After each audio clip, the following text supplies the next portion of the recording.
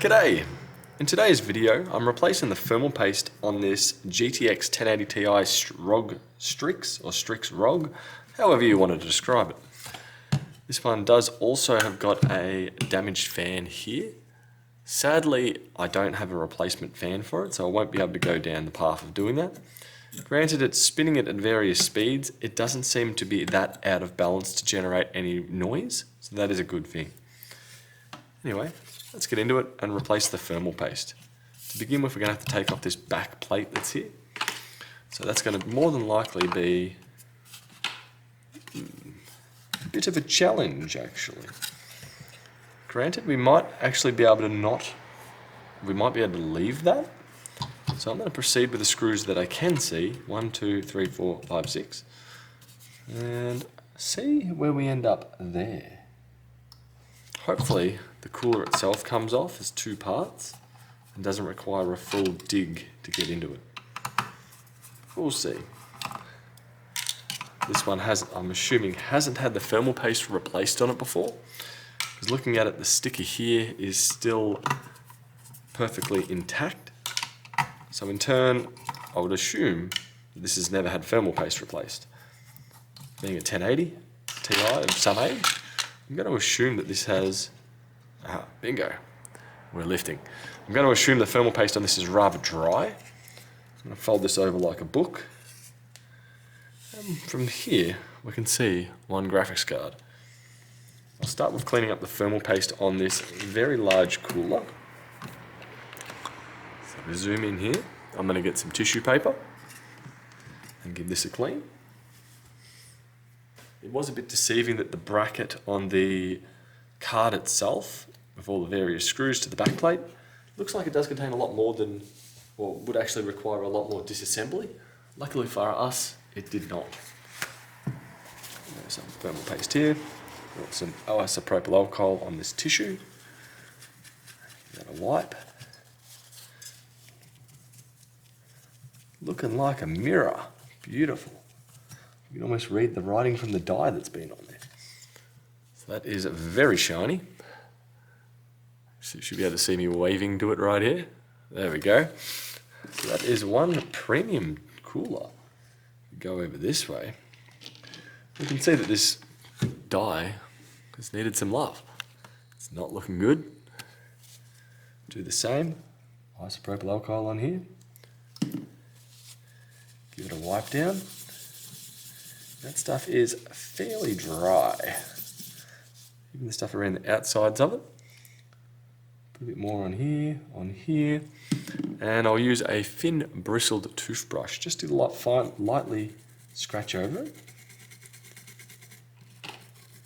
Just to clear up that excess thermal paste. Should be enough that it doesn't affect the capacitors. Don't really want to use some tweezers in there, as that may scratch them and knock them off the board.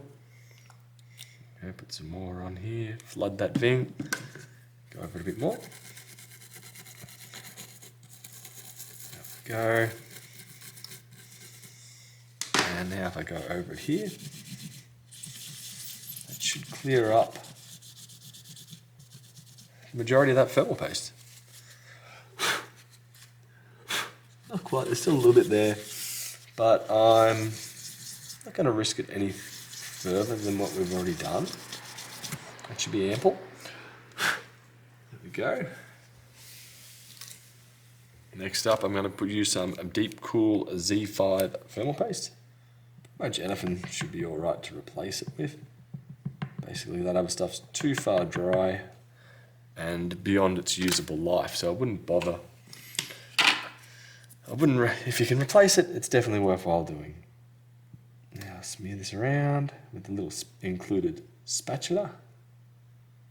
This isn't exactly necessary, but if you want to get full coverage on a beast of a GPU, make sure it touches every possible corner of that chip. There we go.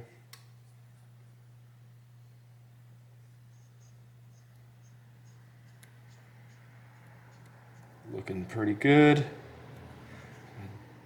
Dab it a bit there. That should spread out when I put it all back together.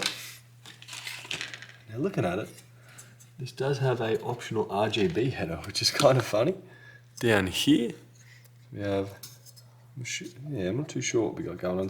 Primary fans, secondary fans, might be even lights. Then we have a fan header, and an RGB header. So you can potentially hook up an RGB strip to it.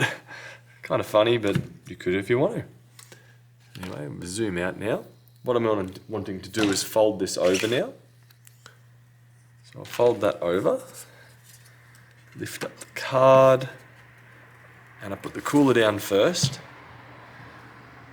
And then I'm going to align, funny enough, the screws we undid here weren't actually necessary. They don't actually go anywhere. So if we go back to here, so even though we've got this massive cooler, it's still getting held down. Even with the bracket, it's still getting held down by these 4 screws, which is a different way to do it. Anyway, with that back in its place, I'll put these 2 screws that we didn't actually need to take out back in, like so. One over here too. And then proceed to put one in. Now do them just a bit before being full tightness, and then I'll go through them once more after on a diagonal. Go, one here too. Go, one here as well. Now I'll go tight, tight, tight, tight. There we go. And that is the thermal paste replaced on the GTX 1080 Strix ROG, or however you would like to describe it.